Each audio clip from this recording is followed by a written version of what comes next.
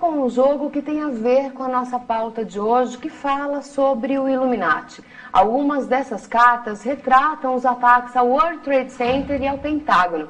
Especula-se que ele tenha sido criado antes de 11 de setembro. Então fica uma questão: será que mais pessoas, além de Osama Bin Laden, membros da Al-Qaeda, sabiam dos ataques terroristas? Para explicar melhor para a gente, eu estou aqui com Marcelo Deodébio, que é um pesquisador do jogo e também é um membro do Illuminati. Marcelo, primeiro, qual é o propósito desse jogo? Bom, esse é um jogo de estratégia, ele é muito semelhante ao xadrez. Então, aqui no Brasil a gente não tem essa tradição, mas nos Estados Unidos eles têm uma tradição de jogos de carta. Então, só que não como o baralho que a gente está acostumado, mas como um jogo de estratégia. E esse jogo ele foi baseado nos Illuminati, porque já era um grupo muito conhecido e que chamou a atenção dos fabricantes. Então eles fizeram um jogo baseado nessas teorias de conspiração. Então vamos primeiro entender essa carta aqui, olha, que mostra claramente, né, um ataque, vamos dizer assim, o Pentágono em chamas. O que isso quer dizer? Essa carta ela representa um ataque ao governo dos Estados Unidos. Esse jogo ele foi feito em 1991, ou seja, 10 anos antes dos atentados. Mas ele mostra também diversos tipos de coisas, como o domínio das igrejas, a mídia tomando conta. Então você vai ter vários grupos e facções que governam a população como se ela fosse um gado e as pessoas elas vão jogar como essas entidades fictícias que controlam esses núcleos.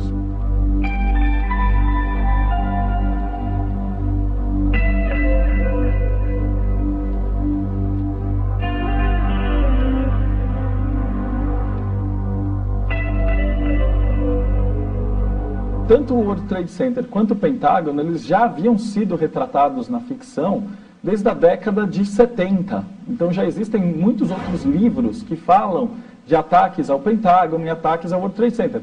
Porque se você analisar pelo ponto de vista político e militar, ele é o maior alvo americano. Então ele é um alvo óbvio. Não porque é uma novidade, falar assim, derrubaram os prédios. Mas se qualquer nação do mundo, qualquer escritor, ou qualquer militar fosse atacar os Estados Unidos, o World Trade Center ele era o alvo óbvio. Agora vamos entender uma coisa. De acordo com o que eu li, né, a grande filosofia, isso foi o que eu li, eu quero que você me corrija se eu estiver errado, que a grande filosofia dos Illuminati é dominação mundial, um governo único e diminuir a população da Terra. Por isso que as pessoas dizem nos sites, olha, isso aqui já estava planejado, eles querem meio que dominar o mundo. Isso procede ou é mais uma teoria da conspiração? Na verdade é uma teoria maluca, porque o que acontecia no passado é que você tinha a igreja extremamente poderosa e dominando as pessoas. Então todo mundo tinha aquele medo de ou você faz o que a gente manda ou você vai para o inferno. E quando os filósofos começaram a surgir, se questionar isso, e falar, não, peraí, aqui eu posso fazer o que eu quiser. Você pode trabalhar isso. Você tem as religiões orientais que pregam o ser humano como um ser divino. Certo. Quando isso começou a aparecer, e quando os filósofos, quando a razão, quando a ciência começou a tomar conta, o pessoal que tinha aquele poder e dominava a população começou a olhar e falar assim, poxa, peraí, o pessoal está começando a pensar. E aí eles transformaram em satanistas, adoradores do diabo, começaram a inventar 1000 histórias.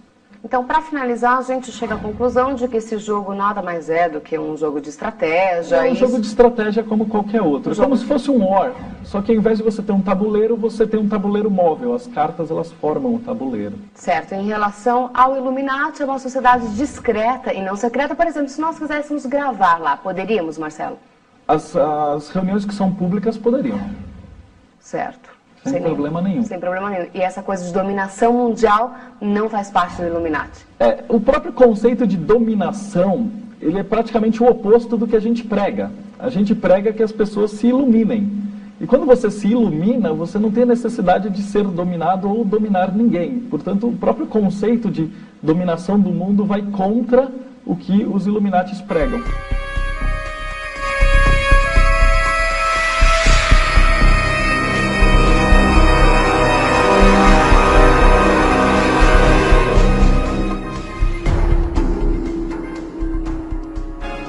Elas marcaram presença em toda a história da humanidade. Envoltas em mistério e obscuridade, as sociedades secretas sobrevivem ao tempo. Os templários não eram tão secretos, eram até conhecidíssimos, porque era uma organização que queria, a Ordem do Templo, queriam conquistar os países de Jerusalém, Palestina, as cidades e o país sagrado onde Cristo trabalhou, e esses países estavam em poder dos muçulmanos. Então organizaram uma guerra que não é o caminho, mas errar é humano. Mas de secreta não tinha nada. A maçonaria, inicialmente maçom significa operário. E então eram os que faziam as catedrais, os trabalhadores das catedrais. E a igreja naquela época, governo e igreja estavam muito unidos. Então às vezes era um pouco algum padre, algum bispo um pouco exigente, defeitos humanos. Então a maçonaria começou, daí significa maçom, começou como uma sociedade de defesa, como um sindicato. Depois, quando melhoraram as coisas, continuaram a maçonaria, já algumas lojas maçônicas com intenção de destruir a igreja. Ordem Rosa Cruz. Não é a cruz, sino de uma rosa que vai substituir a cruz. Então voltamos a dizer algo parecido. É uma seita secreta, oculta, com Helena Blavatsky e outros grandes líderes que não sabiam onde tinham a mão direita. Não tinham cultura nenhuma, mas tinham ódio e tal, e depois mentiam. Helena Blavatsky, que é a fundadora, depois a Nivesan, que codificou, chegavam a dizer: vamos enganar o povo, que isso é bom. Elas instigam a imaginação e aguçam a curiosidade de qualquer um. Os mais céticos negam sua existência, mas há quem acredite piamente em sua veracidade. Nenhum de nós é dono da verdade. Nenhum de nós conhece a verdade absoluta. Eu não acredito e nem desacredito na existência de qualquer sociedade secreta ou qualquer grande conspiração mundial. E o fato de eu não acreditar e acreditar ao mesmo tempo me impulsiona, me leva a estudar cada vez mais esse assunto e a gostar cada vez mais desse assunto. A eterna luta entre as forças do bem e do mal. As teorias ganham força. Revolução ou apocalipse. Na opinião de Padre Quevedo, elas trabalham com uma meta comum. Precisamente por serem secretas, se disfarçam para destruir. E há, por exemplo, o espiritismo, que é tão difundido. Não sei se os espíritas são gente boa, sempre, mas os dirigentes mentem, sabem que estão mentindo, conhecem os desafios da parapsicologia e continuam mentindo. Allan Kardec e Hippolyte Léon de Missal Rebel era de uma seita maçônica que não existe mais, Hermetic Brothership of Luxor, cuja finalidade era destruir o catolicismo. E de dentro é mais fácil destruir que de fora. Ciência e fé, crença e razão, dois polos em guerra constante. Uma batalha milenar que está longe do fim. Os Illuminati, o principal mote da criação dos Illuminati foi porque Adam Weishaupt, que foi o criador dessa sociedade, ele era uma pessoa que acreditava muito na ciência e achava que a religião obliterava o pensamento das pessoas. Então ele criou uma sociedade e juntou diversos gênios, diversas pessoas bastante iluminadas na época, e fez essa sociedade com o intuito praticamente de combater esse controle dos corações e mentes que a igreja mantinha naquela época. Os efeitos dessa luta pelo poder são evidentes. De um lado a igreja, do outro lado a filosofia dos Illuminati. Em pauta, o futuro da humanidade. As sociedades secretas que eu digo para o bem, elas são principalmente propagadoras de livre pensamento. E um livre pensador, é muito difícil um livre pensador ser religioso. Normalmente as religiões elas direcionam o pensamento das pessoas para alguma área sendo essa área certa ou errada, mas não era essa a teoria de Adam Weishaupt. Existem hoje religiões mais modernas que usam a fé através do aprendizado, a fé através do raciocínio. Tá? Diversas religiões mais modernas têm já esse mote, porque a humanidade está evoluindo. Então todo mundo tem que seguir essa evolução.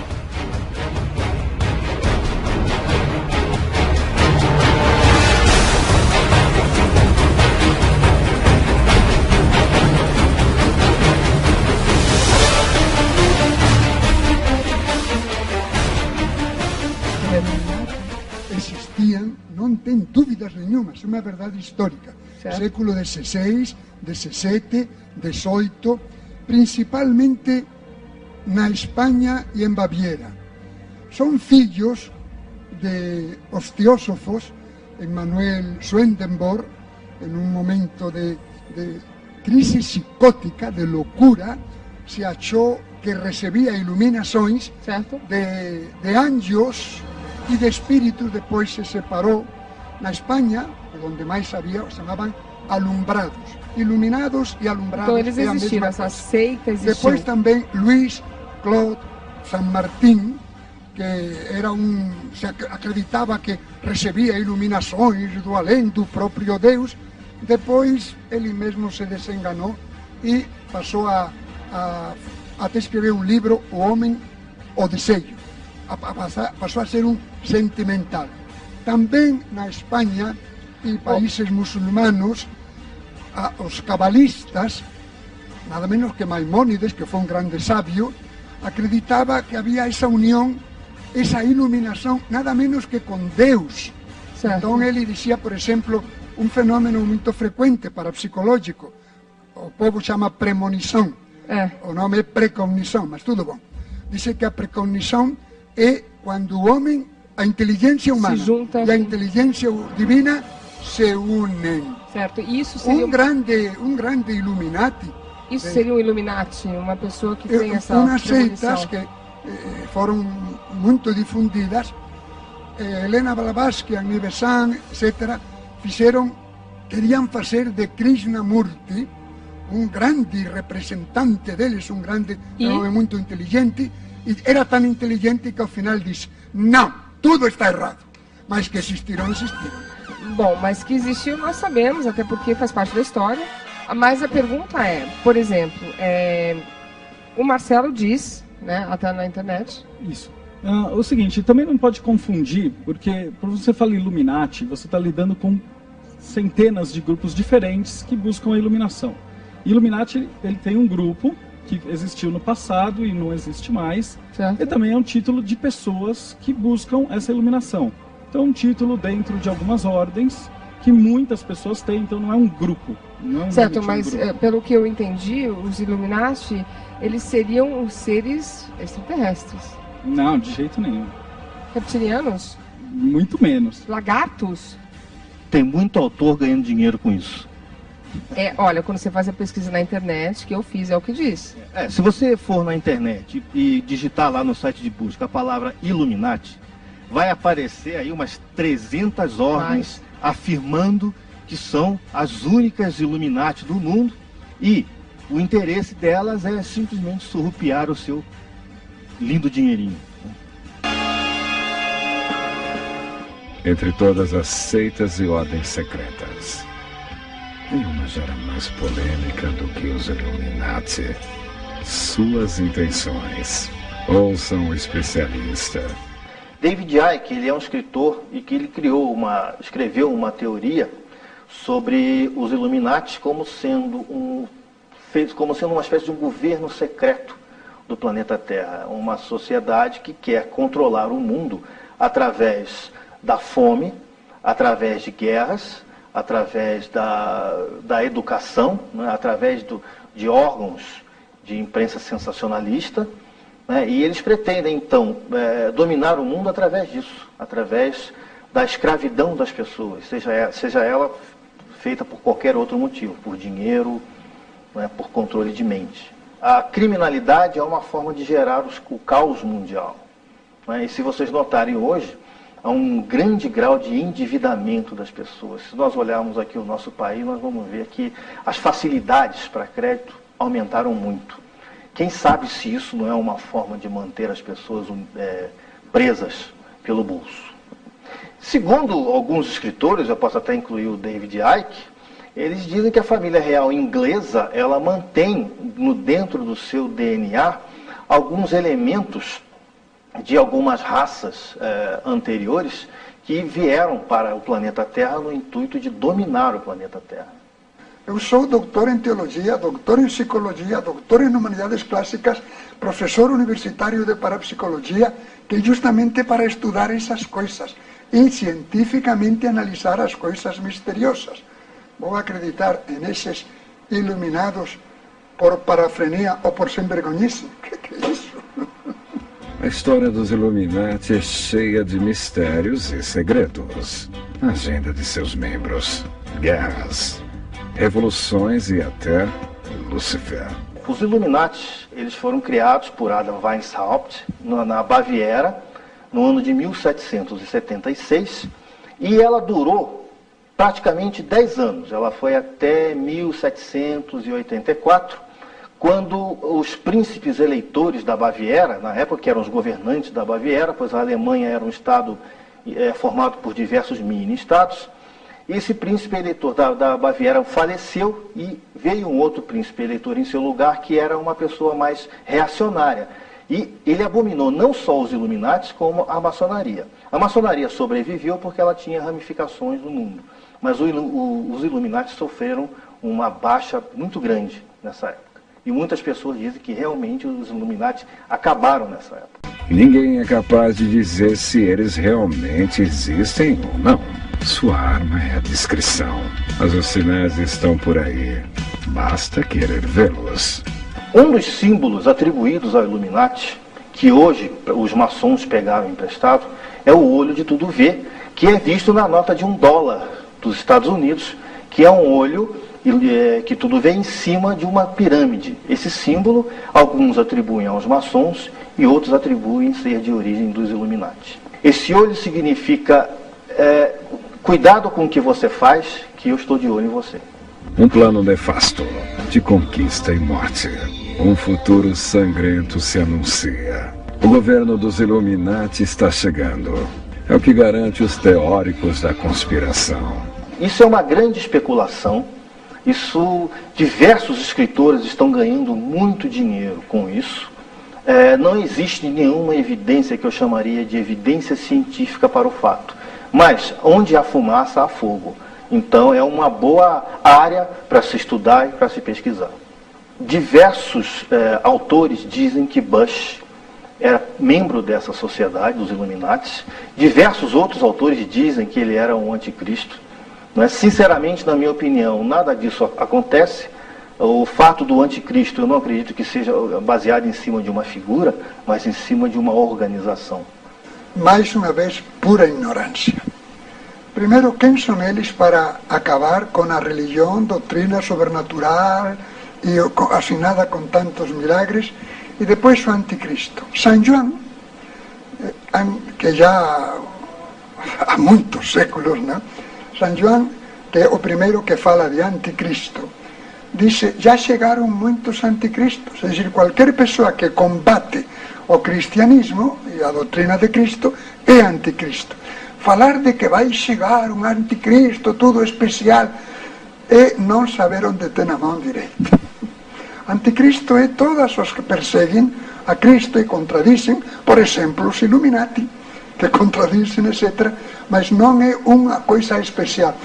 11 de setembro de 2001. Os atentados em solo norte-americano abalam o mundo.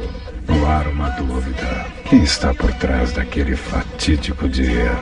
Bom, os Illuminati, não existe muito certeza que existe alguma ligação com a Skull and Bones. A Skull and Bones, ela existe. A Skull and Bones, ela é uma fraternidade de uma universidade americana. E, segundo alguns atores, dessa fraternidade saíram a maioria dos presidentes americanos. Então eles fazem uma ligação dos Illuminati com os Skull and Bones, mas não passa de mera especulação. E dizem que os presidentes americanos, o próprio George Bush, o próprio Bill Clinton, eles faziam parte de um plano para a dominação mundial. Existe uma alusão que os atentados do 11 de setembro, eles foram feitos, originados através dos Illuminati. Inclusive, existem filmes, teorias, dizendo que George Bush sabia antes que o atentado iria acontecer, e existem algumas teorias aludindo ao relacionamento de George Bush com a família de Bin Laden, que é uma família milionária saudita.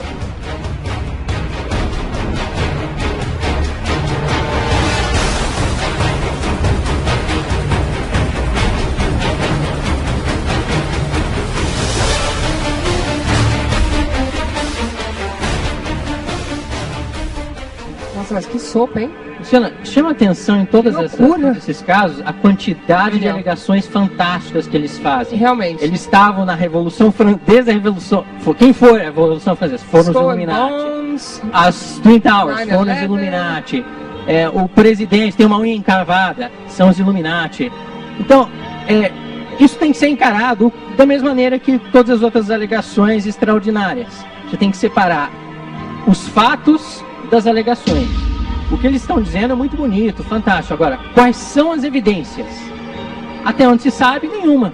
Como o Quevedo explicou muito bem, os Illuminati morreram há muito tempo, e o bom da sociedade secreta é que sempre pode dizer, fazer aquela comparação com a piada do elefante na plantação de morangos, né? Qual é essa piada? Você já viu um elefante numa plantação de morangos? Não. Então, você está vendo como eles se escondem bem? É isso que eles fazem. Você não vê porque está escondido. Exatamente, tá vendo? Então, como você não está vendo, é porque eles estão lá. Olha como eles são bons em se esconder.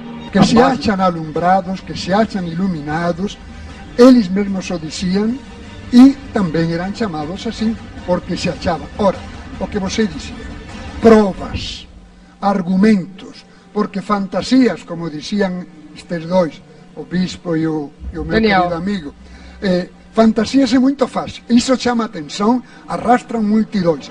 Isso, e pode ser pessoas muito inteligentes e muito produtivas. O Hitler era uma pessoa inteligente. Porque há loucura localizada.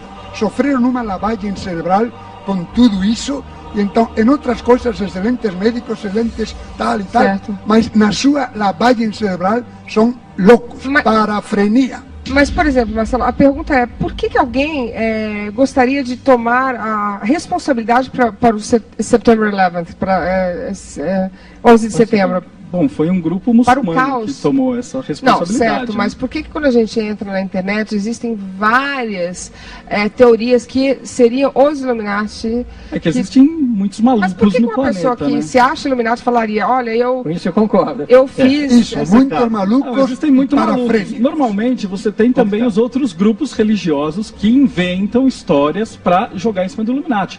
Então, todas essas acusações de satanismo, matança de criança, todas essas baboseiras foram inventadas pela igreja para atacar esses livres pensadores. Bom, calma, o que acontece? Calma, pela igreja, não, pelos cristãos, porque não vamos confundir cristão com católico. Esse é um pronunciamento dos cristãos, de algum cristão que outro.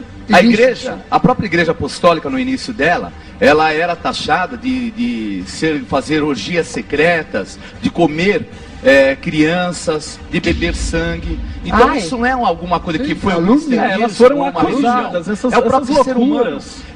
Quando eles têm algo místico que está escondido, eles começam a fazer o quê? Elucubrações, achar que e acusam.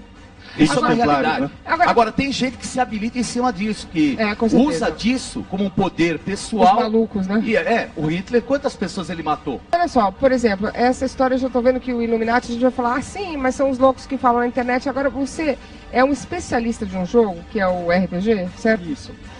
Esse jogo é meio confuso, assim... Ele é um jogo de teatro. O RPG... Ele é um jogo que foi criado na década de 70. Mas você conhece um outro jogo que chama Illuminati? Eu trouxe.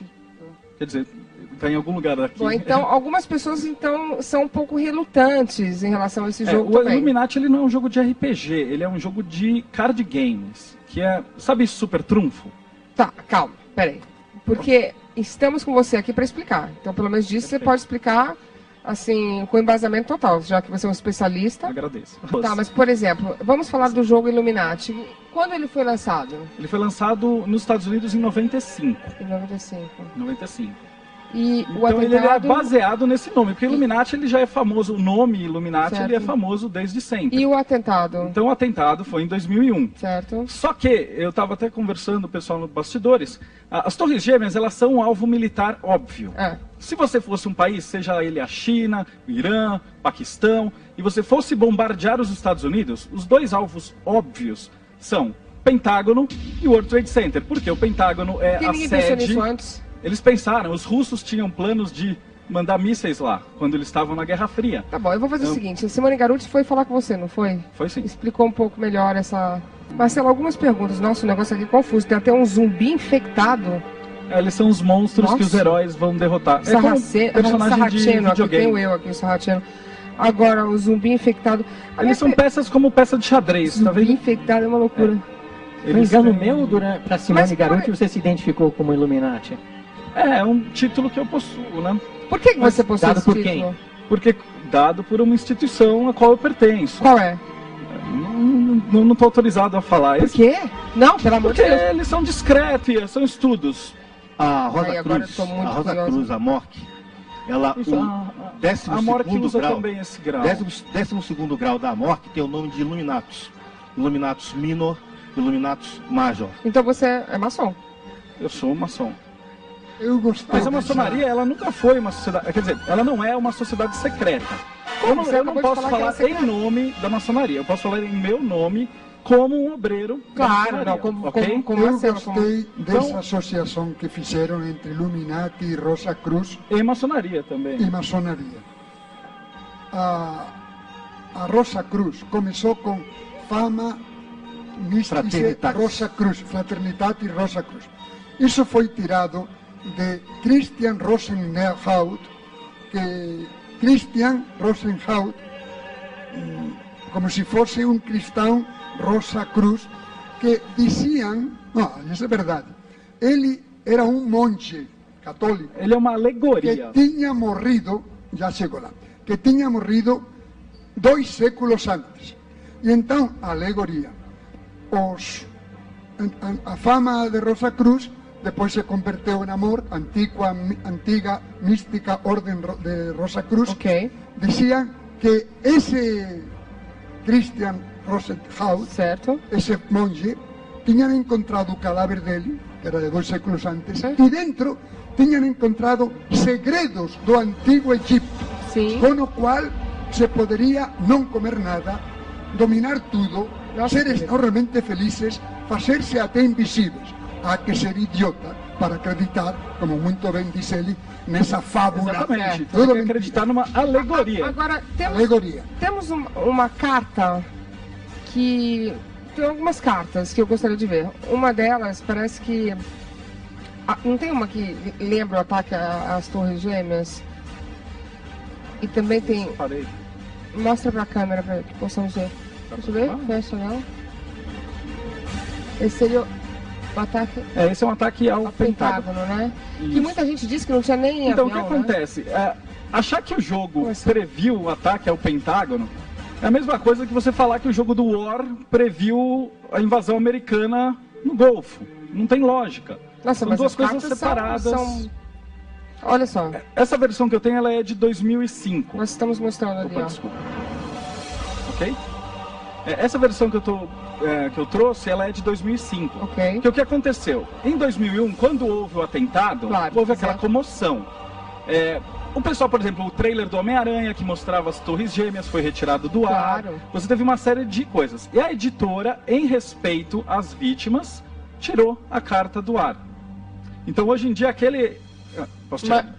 Hoje em dia, aquele original de 1900 que tinha essa carta, ela praticamente não existe mais. Ele é valiosíssimo mas temos aqui? E tem de colecionador. Eu não tenho e é muito difícil de ter. É uma que você acha, às vezes, a imagem na internet. E não é essa que está no vídeo, não? Isso, essa daí que está no vídeo. Mas como vê, isso não tem nada a ver com iluminação. E não tem nada a ver com Illuminati. Mas é que tudo é meio perto, né? Primeiro que foi depois. Teria que ter dito antes. Mas se tivessem dito antes, também não indica nada. existe a telepatía precognitiva, retrocognitiva, simulcognitiva, que alguma vez acerte no futuro, especialmente un futuro emotivo. É posible. Ahora, ninguén domina. Aí é onde os Illuminati, que dicen que están iluminados por anjos ou por Deus, aí é onde querrá. Porque alguma vez pode surgir. Não, sim, pera, mas falar que os Illuminati fazem é complicado. Um segundo, que não. Ora, e ser iluminados, como disse, que havia, eles se acreditavam que poderiam estar junto com Deus, etc. Isso já está errado. Ninguém domina essas faculdades parapsicológicas. Adivinhação, que é o fenômeno mais frequente. Cadê o cadáver de Ulisses Guimarães? Onde estão os sequestradores de Carlinhos? Onde está o próprio Carlinhos? Em fatos, Por que não adivinham a supercena acumulada em vez de cobrar 200? Então, isso de que estão iluminados por espíritos, o Daniel está gostando, né? por anjos, por Deus, é alegoria. Essas loucuras. Mas o fenômeno pode existir alguma vez. Daniel. Olha, eu acho curioso a maneira como as sociedades secretas, elas geram pessoas que podem se identificar, mas primeiro não se identificam, depois elas se identificam, mas a sociedade depois não pode aparecer. Você viu que tem uma carta que parece que o demônio aparece na fumaça? Ah, não, isso é na fumaça do real, do World Trade Center. É quem procura acha, né? Essa é uma regra geral. Você sempre consegue achar uma coisa parecida, né? Depois. Agora, por que tanto segredo? O que é que se consegue de fato com esse segredo? Que na verdade, o legal desse segredo é que eles contam depois, né? Não posso contar. Ah, não, agora já contou. Tudo bem. As sociedades secretas, elas foram criadas eu adoro em períodos da humanidade em que existia bastante repressão. Seja repressão política, repressão religiosa. Então eram pessoas que se reuniam secretamente para poder conversar e divulgar essas ideias que eram diferentes das outras ideias, né? Hoje, muitas sociedades secretas que eram secretas, não são mais secretas, não são mais, são discretas. Maçonaria é discreta. Se você quiser saber alguma coisa de maçonaria, você vai numa livraria, você encontra tudo, até o grau 33, encontra tudo. Seria o grau 33? Estou plenamente conforme.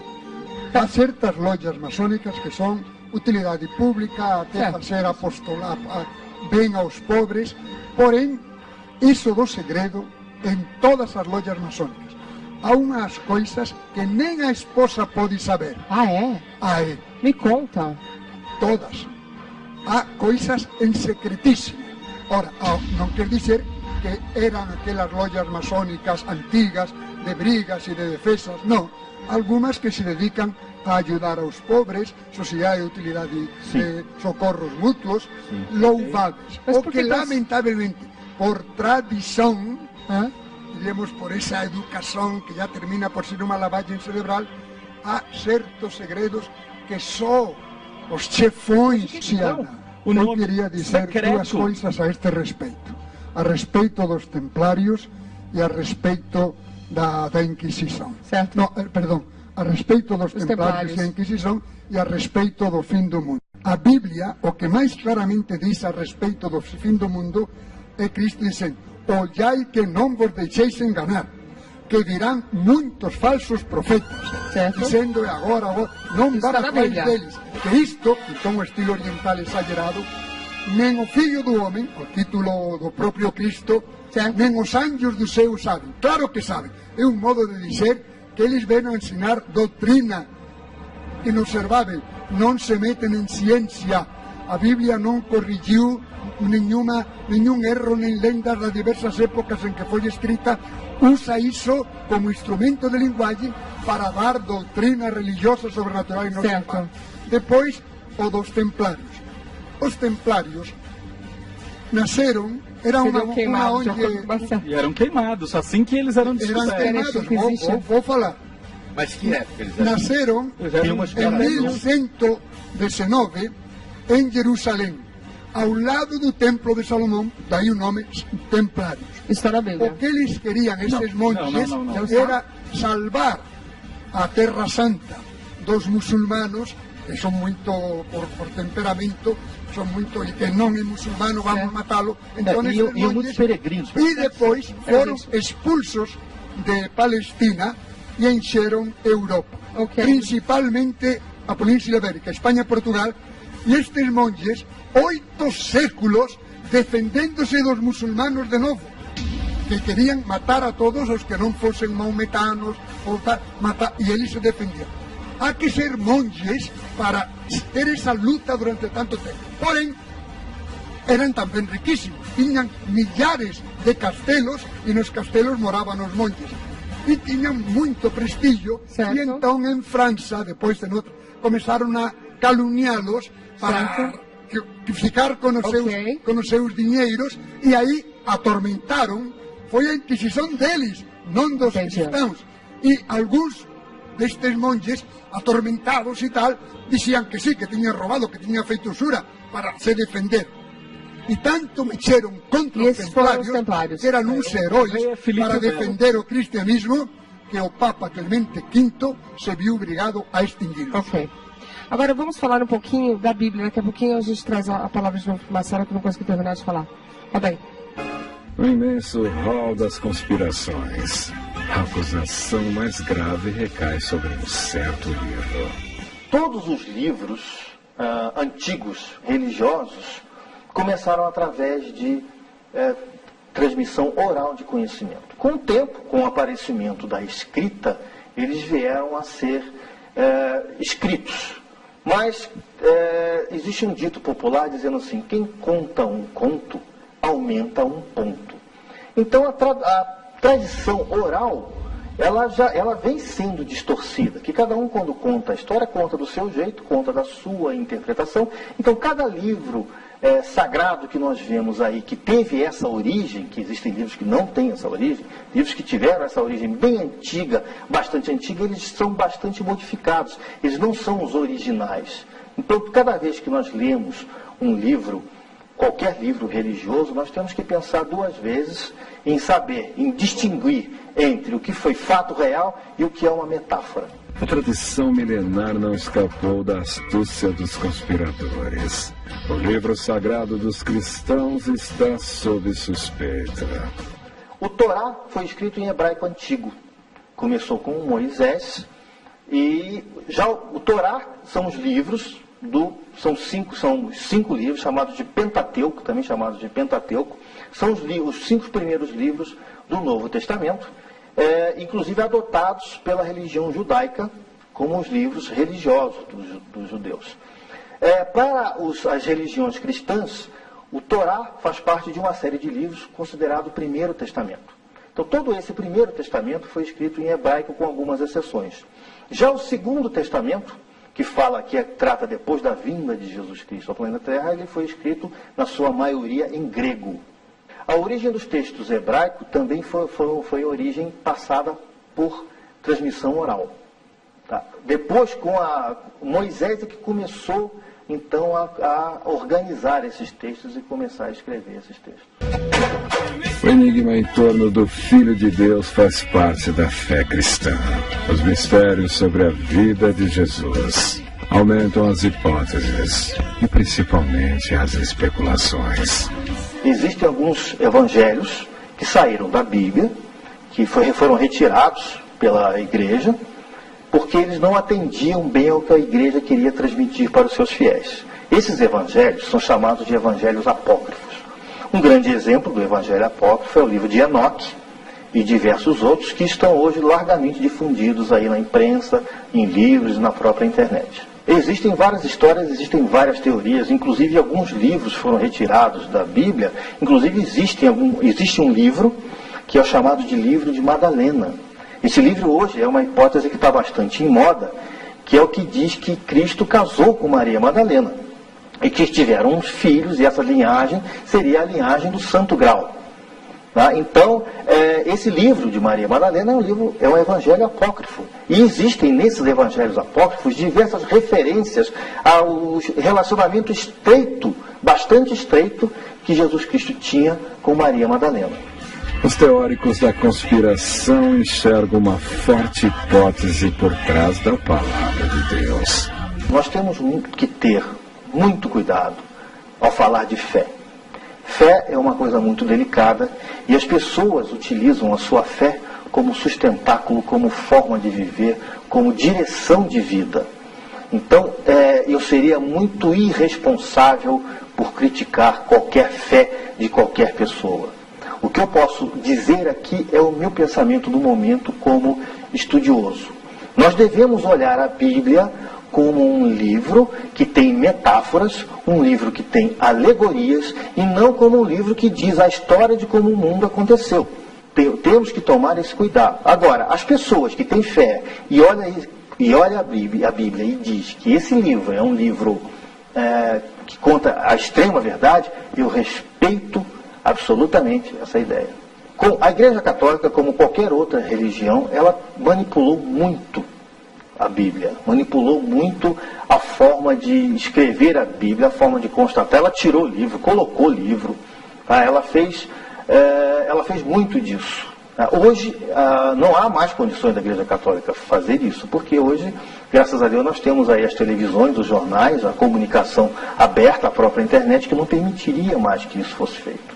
Ailton, então você diz que, primeiro, que acreditar que a Bíblia é 100% correta seria um lapso, né? Quer dizer, você diz? Segundo, a Bíblia foi escrita por seres humanos, né? Falíveis. E essa é a marca da Bíblia, é isso que é interessante. Porque quer dizer, então não é verdade? Não, é verdade. Como você sabe? Pessoas instruídas pelo Espírito Santo, que a gente crê, pessoas que tiveram uma convivência pessoal. Alegações. Bom, para você, para nós é uma verdade. Mas não é verdade que o imperador Constantino escolheu... Não, isso não é verdade. O segundo século depois de Cristo já tinha o cânon, que são os livros sagrados. Mas dizem que o imperador Constantino escolheu algum roteiro para a Bíblia. O imperador Constantino ele era um governante muito esperto. Muito esperto. Ele notou que ou ele aceitava ou ele Ele era um pagão, ele queria o poder. Né? Com certeza, ele queria ficar dominar Roma. E como naquela época... Isto é muito importante, Luciano. Deixa só ele terminar, peraí. E como os cristãos eles eram em número muito grande, o que ele fez? Ele trouxe esses cristãos para ele. Ele se declarou cristão.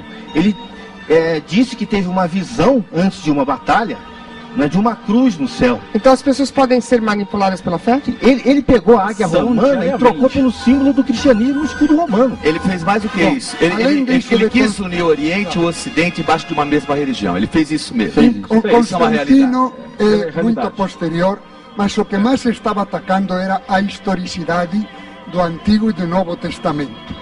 Do Antigo Testamento se encontraram em Qumran, nas cavernas de Qumran, de um monge chamado Sesenius, Isaías, ao pé da letra, como estão hoje. Quanto ao Evangelho que se dizia... 160 anos antes de Cristo encontraram. Porque está encontrado, se encontraram esses livros nas cavernas de Qumran. Você vai em Israel, lá no próprio museu tem. E enquanto ao Novo Testamento, o Callaghan encontrou nas areias de Fayum, no fim do Império Romano, uns papiros, de ano de São João, em escrita Cierstil. É provadíssimo que a escrita Cierstil não aguentou mais de anos 50, 60, e já o Evangelho de São João, que é o último, frente e verso desses papiros, já estava escrito e chegou até o fim do Império Romano. E outra coisa muito importante, que dizem que foi inventado pelos cristãos: testemunhas para testemunhas, e deram toda a vida testemunhando o que tinham afirmado. Mataram milhares de cristãos por afirmar o que tinham visto.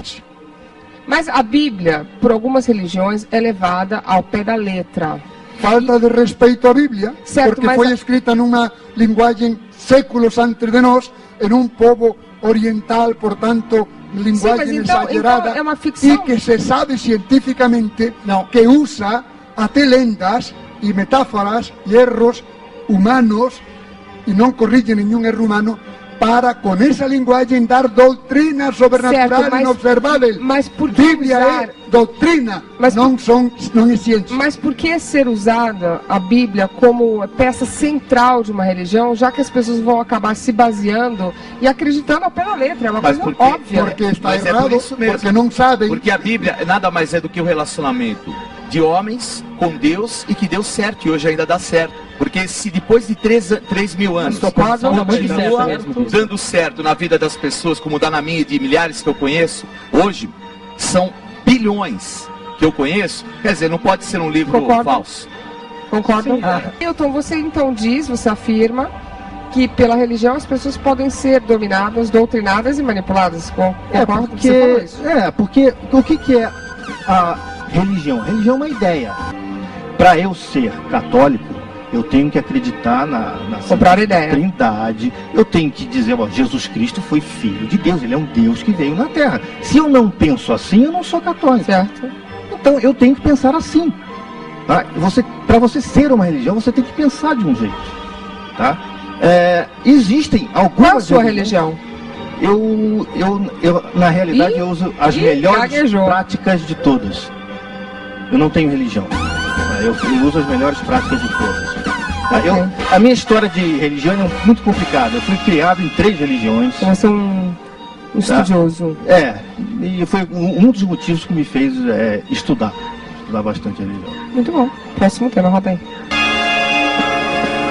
Sinais dos tempos. As evidências podem não provar nada, mas a existência dos Illuminati talvez seja o sintoma da verdade. Nenhum símbolo de qualquer sociedade secreta tem relação com o demônio. O demônio foi uma invenção da Igreja Católica. São símbolos que têm diversos significados, menos o significado com o demônio. As igrejas demonizaram esses símbolos como uma forma de expurgar essas ordens secretas. 666 é um número designado na Bíblia como o número do anticristo. E aí eu posso contar para vocês milhares de teorias sobre esse número 666. A própria numerologia fala de diversas coisas. Né? Que o Apocalipse diz que 666 é o número do anticristo.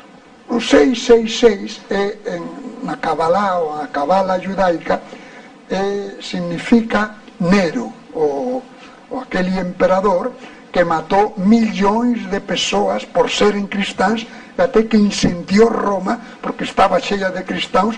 Então de aí se tomou o nome, por São João e por outros, de Anticristo 666, a partir de Nero. Mas já vieram muitos anticristos, está cheio o mundo de anticristos. Não vai chegar um anticristo especial. Rituais satânicos, profecias malignas, símbolos demoníacos, notas isoladas de uma sinfonia assustadora. O plano era um só: instaurar o inferno na Terra. Os Templários foi uma ordem de cavalaria, eles não eram uma sociedade secreta. Eles foram constituídos durante as cruzadas, depois da tomada de Jerusalém, e foi sendo chamada a Ordem dos Pobres Cavaleiros de Cristo e do Templo de Salomão, por eles terem sido constituídos dentro do que hoje são as ruínas do Templo de Salomão. Os Templários adotavam um símbolo, eles estudavam esse símbolo, que é o símbolo chamado Baphomet, ou o bode de Mendes, que é um bode que tem diversas características na sua constituição, como seios e algumas outras inscrições herméticas dentro desse símbolo. A origem desse símbolo ela é desconhecida. Existem muitas especulações, mas uma coisa eu posso dizer: o Baphomet ele era um símbolo de sabedoria, ele era um símbolo de fertilidade, tudo menos o demônio. A Igreja Católica, numa forma de excomungar os Templários e de dizer que os Templários eram uma ordem considerada anticristo, uma ordem contra Cristo, uma ordem contra a Igreja, pegaram esse símbolo e disseram que os Templários simplesmente adoravam esse símbolo e que esse símbolo era a figura do demônio. O demônio são só doenças internas. Em todo o Antigo Testamento nunca aparece o demônio. No Novo Testamento 37 vezes. Por quê?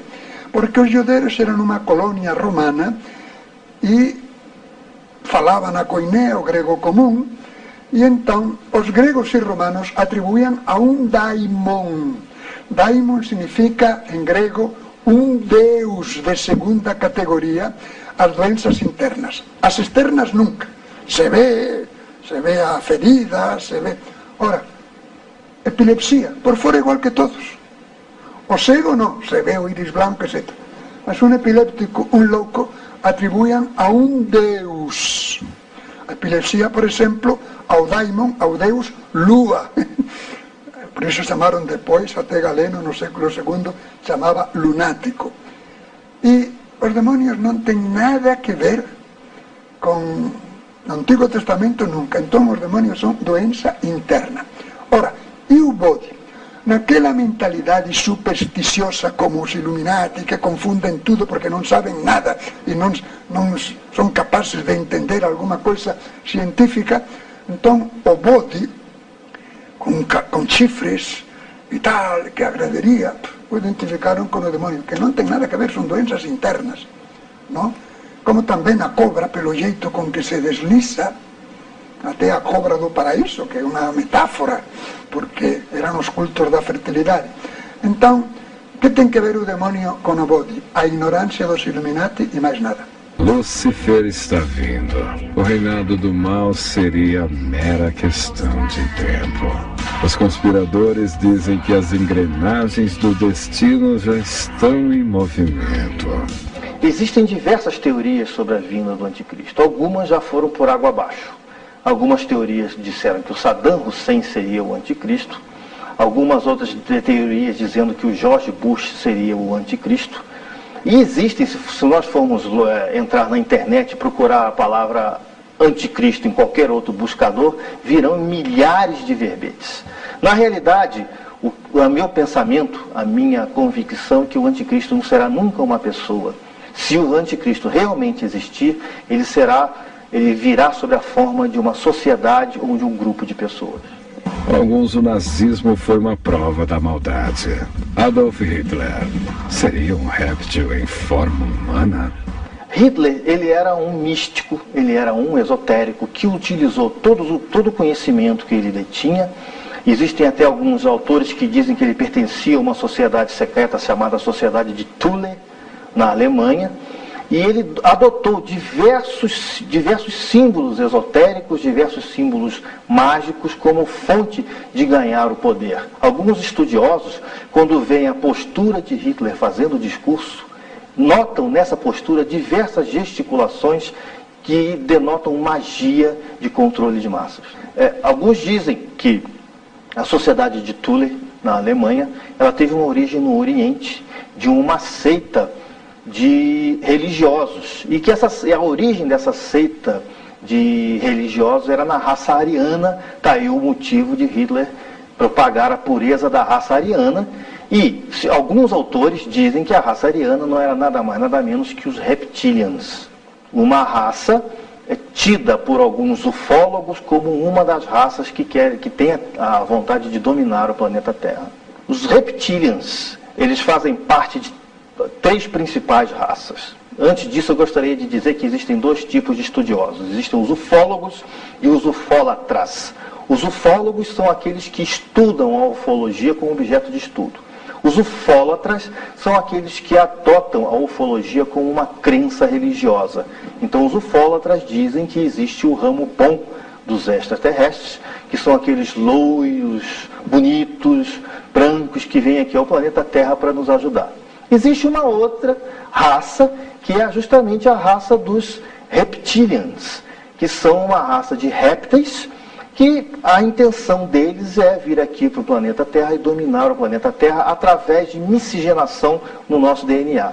Existe também uma terceira raça, que são os cinzas. Os cinzas são aqueles extraterrestres famosos, mais conhecidos, que têm aquela cabeça em gota, e a função deles é justamente usar a humanidade como forma de estudo. Eles estão bem associados como aliados dos reptilianos. O Senhor das Trevas não viria sozinho. Seu apocalipse tem o apoio de seres extraterrestres. Alienígenas do planeta. O objetivo? Escravizar a humanidade. A cobra, ele é um réptil.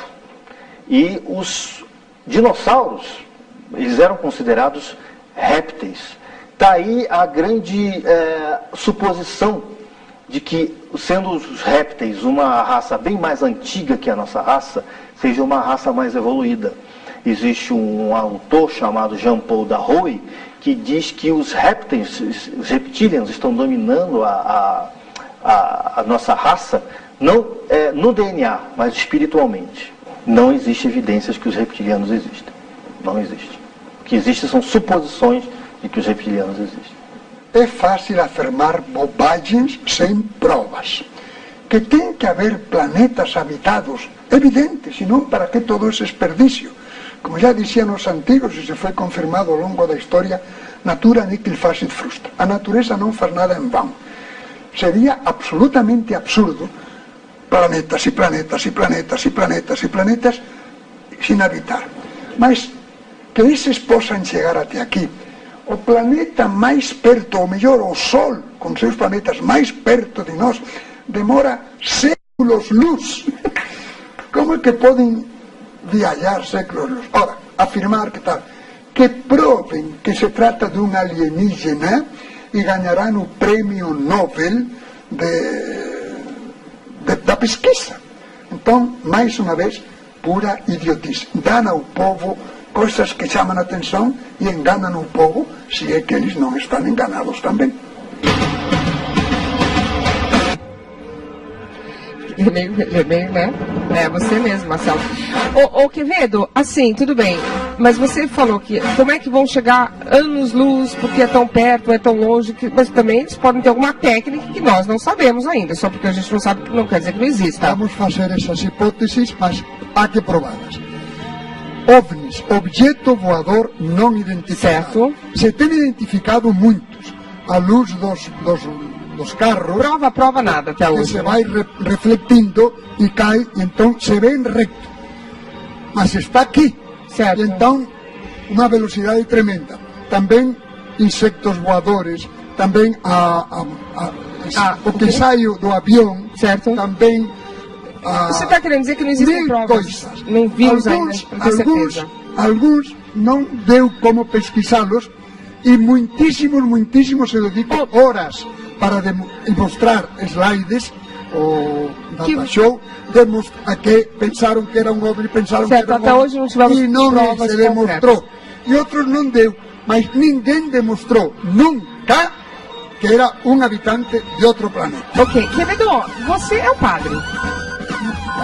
Os católicos não acreditam em inferno, céu?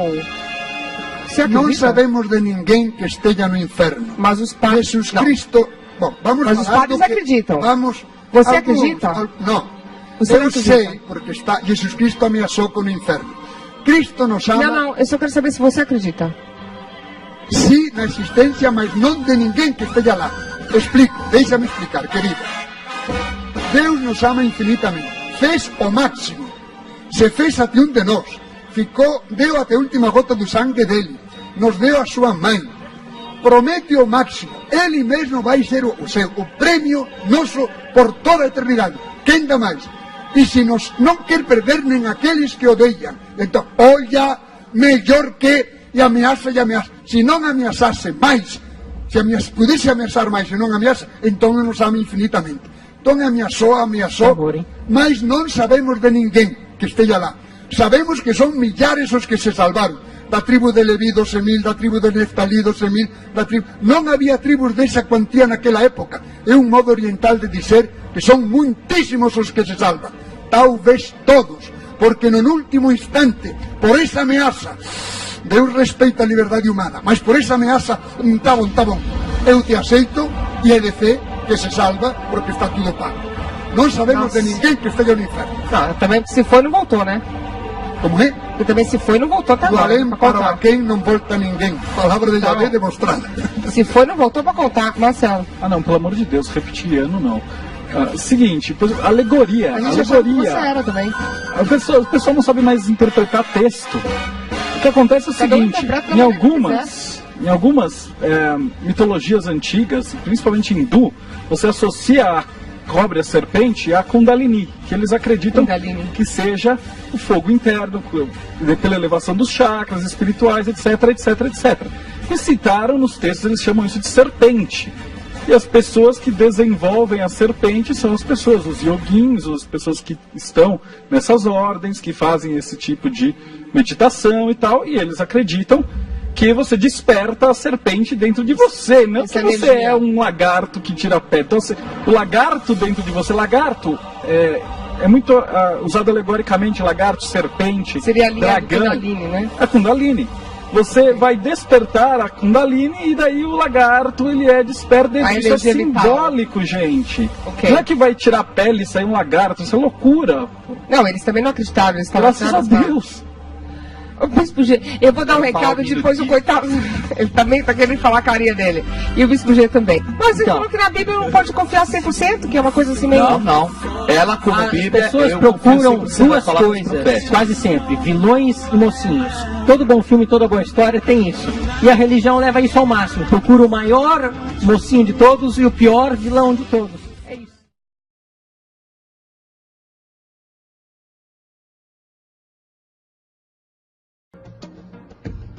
Agora todos já ouvimos falar sobre o fim do mundo. Vamos dizer que aproximadamente 100 milhões de brasileiros acreditam que o fim do mundo está próximo. Além disso, o personagem de Jesus, literalmente e astrologicamente um híbrido, só demonstra o quão plágio do deus Sol Horus do Egito, Jesus é.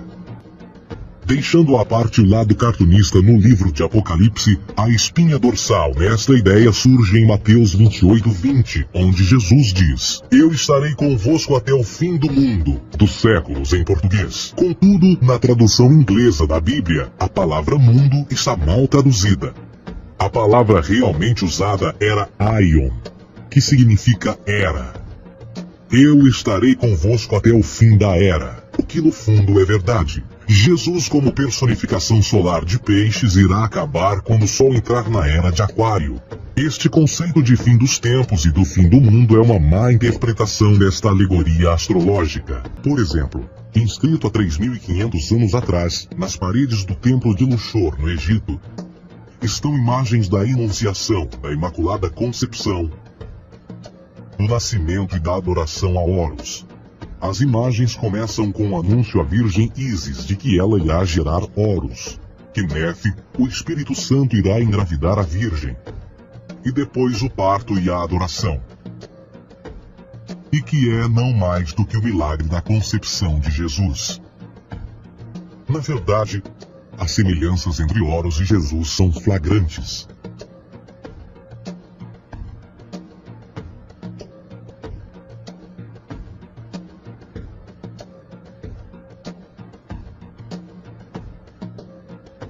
E o plágio continua. A história de Noé e da sua arca é tirada diretamente das tradições. O conceito de dilúvio é presente em todas as antigas civilizações, em mais de 200 diferentes citações em diferentes períodos e tempos. Contudo, não será preciso ir muito além da fonte pré-cristã para encontrar a epopeia de Gilgamesh, escrita em 2600 a.C. Esta história fala sobre grandes inundações ordenadas por Deus, uma arca com animais salvos e até mesmo o libertário retornar da pomba, entram em concordância com a história bíblica, entre muitas outras semelhanças. E depois há a história plagiada de Moisés, sobre o nascimento de Moisés.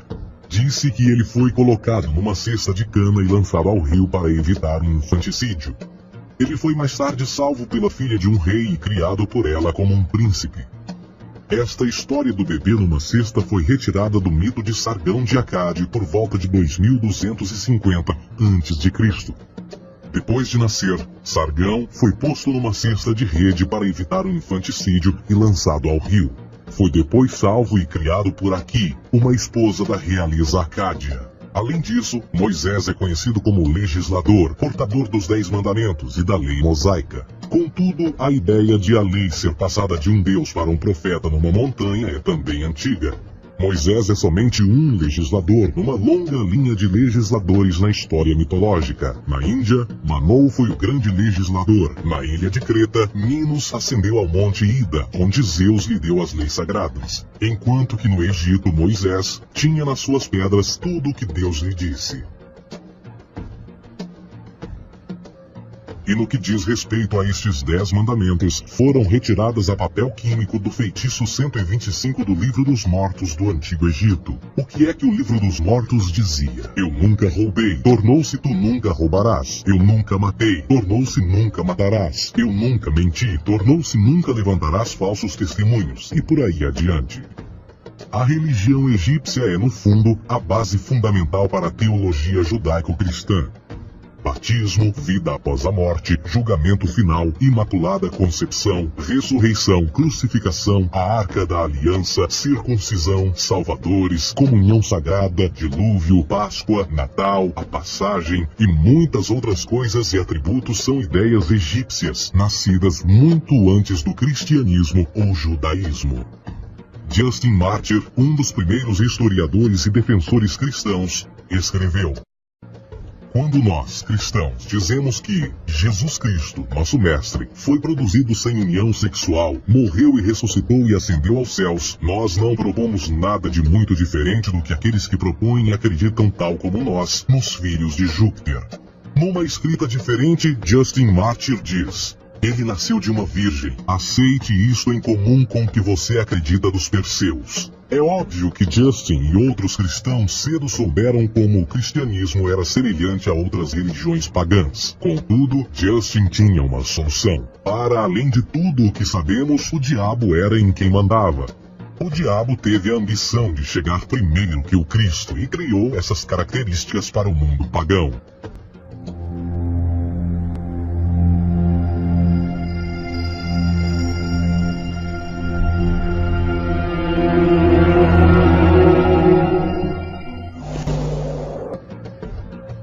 A realidade consiste em que Jesus foi a divindade solar do setor gnosticista cristão, e tal como outros deuses pagãos, era uma figura mítica.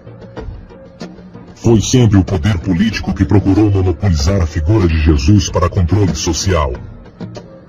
Por volta de 325 d.C., em Roma, o imperador Constantino reuniu o Concílio Ecumênico de Niceia e foi durante esta reunião que as doutrinas políticas com motivação cristã foram estabelecidas e assim começou uma longa história de derramamento de sangue e fraude espiritual. E nos 1600 anos que se seguiram, o Vaticano dominou politicamente com mão de ferro toda a Europa, conduzindo-a a um período de obscurantismo, onde o conhecimento era apenas um privilégio da Igreja, as Cruzadas e a Santa Inquisição. O cristianismo, bem como todas as crenças teístas, são a fraude desta era. Serviu para afastar os seres humanos do seu meio natural e da mesma maneira uns dos outros. Sustenta a submissão cega do ser humano à autoridade. Reduz a responsabilidade humana sob a premissa de que Deus controla tudo e que, por sua vez, os crimes mais terríveis podem ser justificados em nome da perseguição divina.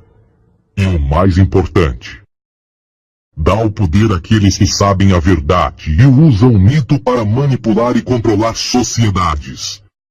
O mito religioso é o mais poderoso dispositivo já criado e serve como base psicológica para que outros mitos floresçam ou justifiquem.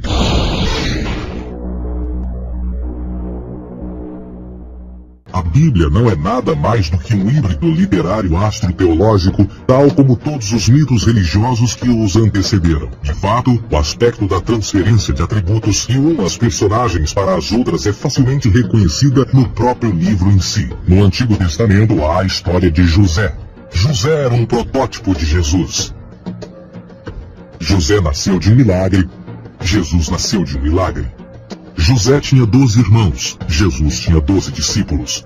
José foi vendido por 20 pratas, Jesus foi vendido por 30 pratas. Irmão Judá sugere a venda de José. O discípulo Judas sugere a venda de Jesus. José começa os seus trabalhos aos 30, Jesus começa aos 30 também. Os paralelismos continuam. Além disso, haverá algum registro não bíblico da existência de mais alguém chamado Jesus, filho de Maria, que viajou com 12 seguidores e curou pessoas? Existiram muitos historiadores que viveram no Mediterrâneo durante esse mesmo período e até mesmo após a presumível morte de Jesus. Quantos desses historiadores fizeram relatos sobre a sua figura? Nenhum. Porém, para sermos justos, não significa que os defensores da existência de Jesus nunca tenham reclamado o contrário. São particularmente 4 referidos como pioneiros sobre a teoria da existência de Jesus: Plínio o Jovem, Suetônio e Tácito. Cada uma das suas máximas consiste apenas em algumas frases em que, na melhor das hipóteses, se refere a Christus ou Cristo, e que na realidade não é um nome, mas sim uma titulação. A 4ª fonte é Joséfo, cujos documentos ficou provado terem sido falsificados séculos atrás e, para infortúnio da humanidade, por muitos ainda visto como verdadeiros. Poderá alguém ter se aproveitado das ideias renascer dos mortos, a ascensão ao reino dos céus e a prática de milagres, e que a partir daí tenha começado a surgir nos registros históricos? Não, porque uma vez pesadas as evidências, há grandes probabilidades da figura conhecida como Jesus nunca sequer ter existido. A lenda de Mitra apresenta notáveis semelhanças com a história de Jesus. Ele nasceu de uma virgem no dia 25 de dezembro. Dividiu uma última refeição antes de ser chamado ao paraíso. Depois ressuscitou e voltou à terra como Filho de Deus. Por volta de 200 depois de Cristo, seguidores de Mitra superaram em número os de Jesus de Nazaré. Se eu gostasse de apostas, provavelmente apostaria que o mitraísmo e não o cristianismo se tornaria a religião oficial do Império Romano. Essa religião era muito popular entre o exército romano, entre as legiões, e era muito popular entre os oficiais do Império Romano. Foram descobertos templos em honra a Mitra por todo o Império Romano, do centro de Londres até as montanhas da Romênia. Eles eram construídos no subsolo e seus tetos muitas vezes eram decorados para simbolizar o cosmos. Um afresco do deus dominava cada templo. Ele sempre era imaginado montando um touro, tipo um rodeio. Ele puxa o pescoço do touro para trás e depois corta a garganta dele, e esse se torna o maior ato litúrgico do culto a Mitra. A iniciação de um novo membro do mitraísmo é feita através de um ritual secreto. O iniciado é vendado e suas mãos atadas. Seus laços com o mundo são simbolicamente cortados e seus olhos simbolicamente abertos. E quando o sacerdote de Mitra oferece a ele o reino do mundo, o iniciado precisa recusar dizendo: Mitra é minha única coroa. O novo seguidor somente poderá tomar parte na refeição sacramental depois de sua iniciação. O objetivo do ritual da refeição do culto mitraico, pão e vinho, é invocar o sangue e o corpo sacrificial de Mitra e do touro sagrado que ele matou. Não fica claro o que vem primeiro: a refeição de pão e vinho de Mitra ou o ritual de pão e vinho celebrado pelos cristãos durante a missa. No ano 200 depois de Cristo, depois da difusão do mitraísmo pelo Império Romano, ambas as religiões já estavam estabelecidas há muito tempo. Pode ser que as pessoas hoje fiquem chateadas com esse tipo de comparação entre a Eucaristia Sagrada dentro do cristianismo e a refeição mitraica. Certamente nos primeiros séculos, os cristãos devem ter ficado com raiva disso, e a única coisa que eles podiam pensar diante disso era que o demônio fez os adeptos do mitraísmo imitarem a verdade da Eucaristia, que o demônio os fez fazer isso. As religiões misteriosas são clubes exclusivos. O mitraísmo é uma seita apenas de homens e talvez isso tenha levado ao enfraquecimento da religião. Esta pode ser a razão pela qual o cristianismo venceu. Ela oferece a poderosa proteção da Santa Mãe de Deus, uma mulher frequentemente retratada com um bebê no colo. Ela é chamada de a Rainha do Céu. É Ísis. Equinócio da primavera. Ano 200 depois de Cristo. Adoradores romanos marcham em honra da Santa Mãe de Deus. Ela é uma figura religiosa popular do Império Romano. Uma deusa sagrada conhecida como a Rainha do Céu e a Estrela do Mar. Seu nome não é Maria. É Ísis. E esse culto é um significativo rival à religião de Jesus. Uma antiga deusa egípcia. Ísis era a esposa de Osíris, rei dos deuses. Ela é retratada em entalhes, em tumbas e em pergaminhos de papiro que datam do ano 2000 a.C. Quando o Egito se tornou parte do Império Romano no ano 30 a.C., a religião de Ísis começou a se espalhar. Por volta do ano 40 d.C., o imperador romano Calígula constrói um templo para Ísis em Roma. Entretanto, Ísis é venerada por seus seguidores como a Mãe Virgem. As similaridades entre Ísis no ano 200 d.C. e a Virgem Maria da Igreja Católica são incríveis. Ambas são chamadas de Rainha do Céu e de Santa Mãe de Deus. Pode ser que não gostemos de admitir, mas a iconografia mostrando Maria com Jesus no colo foi tirada diretamente do culto a Ísis no Antigo Egito, onde ela é a adorável mãe do deus Horus. No ano 312 d.C., o imperador romano Constantino lidera um exército contra um rival pelo trono. O que estava em risco? O futuro do Império Romano.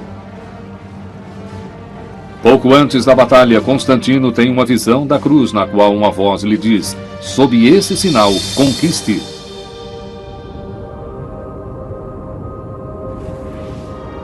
Constantino adota o cristianismo e derrota o inimigo.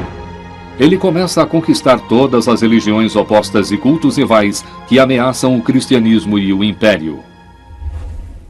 Todas as religiões foram reunidas em uma, porque ter uma igreja e uma só teologia significava manter o império unificado em uma época em que o império estava desmoronando. No concílio de Niceia, em 325 d.C., Constantino solidifica a igreja cristã e faz dela uma única hierarquia, com ele mesmo como líder. Constantino e seus bispos escolhidos a dedo irão determinar quais evangelhos são considerados sagrados e quais deverão ser proibidos. Constantino legaliza o cristianismo. O império que executou Jesus agora leva sua religião à mais extrema posição. O herdeiro de Constantino, o imperador Teodósio, torna o cristianismo mandatório. Ano 391 d.C. Teodósio proíbe todas as religiões não cristãs. Altares de Mitra, Ísis. Mas muitas das ideias e tradições dessas outras religiões foram moldadas no cristianismo. Sem dúvida, uma das razões para o sucesso do cristianismo é que essa religião foi capaz de trazer ideias de outras religiões, principalmente das religiões misteriosas dentro do cristianismo. Mais tarde, a procissão da Santa Mãe, a refeição sacrificial do pão e vinho, e até o aniversário de Mitra, no dia 25 de dezembro, foram absorvidos pela tradição cristã. Só há espaço para um dos ramos do cristianismo, uma interpretação de Jesus no mundo romano. A religião outrora proibida no império torna-se a religião abraçada pelo imperador. Os rivais de Jesus outrora tão poderosos agora estão perdidos ou esquecidos. E contra todas as expectativas, a religião do humilde carpinteiro de Jerusalém acabou crescendo e se tornando a maior religião que o mundo já conheceu.